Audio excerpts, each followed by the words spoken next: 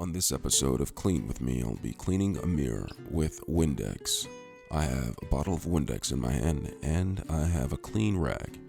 The first thing that I'm going to do is spray the mirror with Windex. I try to get every spot of the mirror sprayed with Windex. Let it soak for about a minute or two if you have deep down crud within the mirror. And then take the clean cloth and go in a circular motion, as you can see what I'm doing right now, all around the mirror.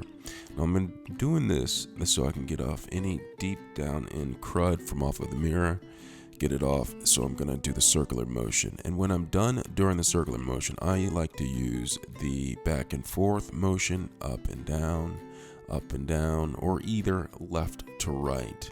Now this will give it a nice sheen, and that is Cleaning With Me, cleaning a mirror. Hope you enjoyed it.